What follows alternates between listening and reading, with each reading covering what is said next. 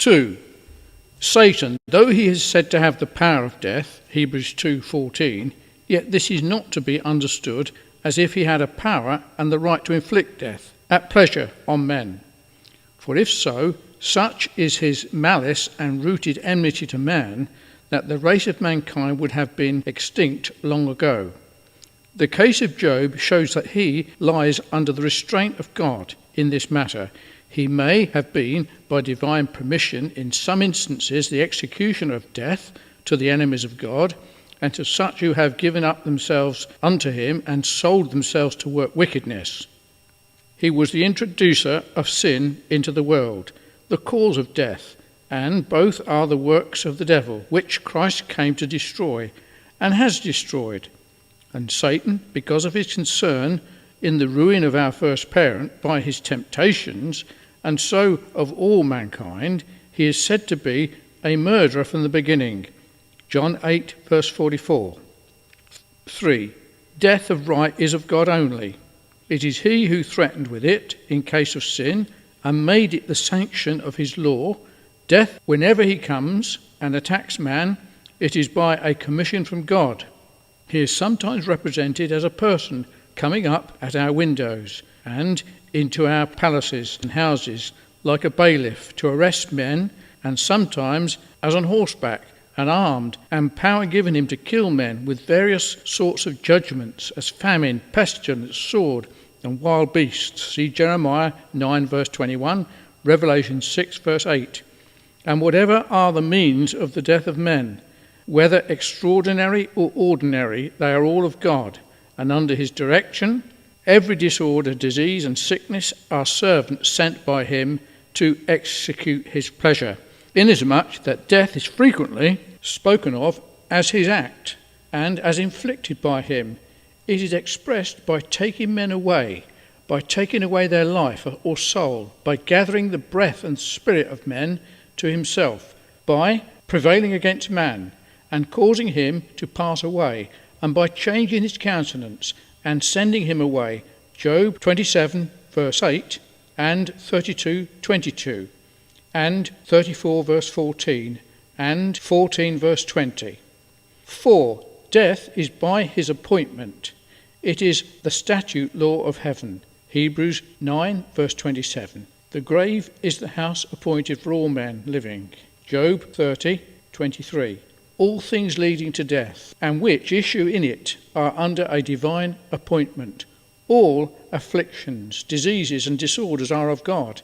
These are not fortuitous events that come by chance or spring out of the dust, but come by the appointment of God to bring about the desolation by death. All the circumstances of it are according to the determinate counsel and will of God, as what death and by what event a man shall die, and the manner of his death, and the place where.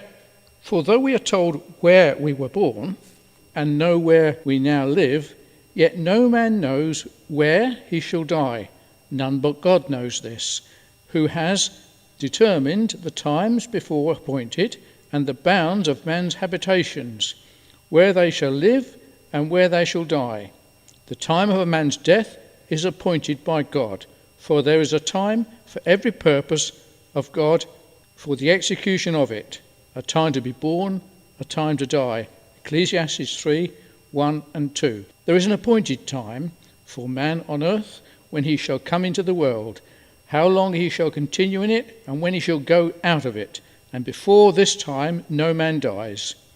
The Jews sought to lay hold on Christ to take away his life, but they could not, because his hour was not yet come, and the same holds good for every man. Nor can any live longer than the appointed time. The time draws nigh that Israel must die. Genesis 47:29.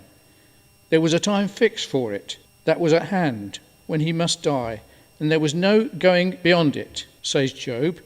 Of man, his days are determined, the number of his months are with thee. Thou hast appointed his bounds that he cannot pass.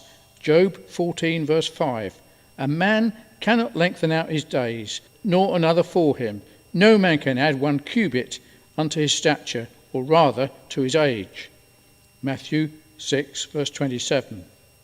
The days of man are compared to a hand's breadth, Psalm 39, verse 5, and is hand's breadth, and to this hand's breadth a cubit, nor indeed any measure at all can be added with all the thought, care, and means that can be made use of. Physicians, in this respect, of no value. They cannot prolong the life of a man. They may make life a little more easy and comfortable while it lasts, but they cannot protect it one moment, nor can men that bound with wealth and riches give to God a ransom for themselves and others, that they should still live forever and see no corruption. Psalm 49, 6-9.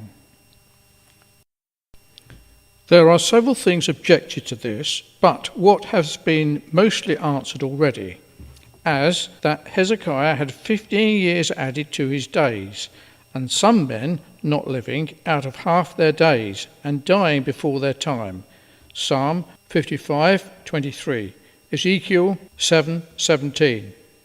As for the objection taken from the insufficiency and uselessness of means and temptations to lay them aside, if things are so that no man can live longer nor die sooner than the appointed time, it should be known that in general, with respect to these things, civil or sacred, the means are equally appointed as to the end, and to be used in order to it.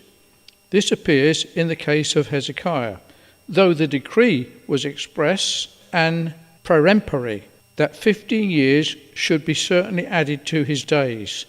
Yet the prophet that brought the message from the Lord and the king that received it both agreed to have a plaster of figs laid upon the boil for the recovery of his health and the continuance of his life. Isaiah 38:21, also Acts 27, verse 31. Secondly, the procuring or meritorious cause of death is sin. It was threatened in the case of sin, and when sin entered the world, death came in by it. It is the wages and demerit of sin. The body is dead because of sin. It has become mortal and dies on account of it. Romans 5, verse 12, and 6:23, and 8:10. Man was originally made an immortal creature. The soul in its own nature is such, being immaterial. And though the body is composed of matter, and such as was capable of being reduced and dissolved into the elements from which it was made for sin, yet it was gifted by God with immortality. And had man continued in his state of innocence, the gift would have remained with him. For the death of the body is not the fruit and effects of nature, as say the Socinians, but of sin. For if man would have died according to the course of nature, whether he had sinned or no, to what purpose was the threatening, in the day that thou eat thereof thou shalt surely die, if he would and must have died, whether he had sinned or no? But it was through sinning that he became mortal, like the beasts, and perish or die as they do. Otherwise, man would have continued immortal, and by means directed to, and would have been supported in his present life, without dying or any fear of it, or would have been translated to a higher kind of life forevermore. Thirdly, the instrumental causes or means of death are various, or which and who are employed in the execution of it. Angels are sometimes made use of to inflict it. Thus an angel in one night slew in the Assyrian camp 144 and 5,000. 2 Kings 19, verse 35. Multitudes are cut off by the sword of justice in the hand of the civil magistrate, and that by the order and appointment of God.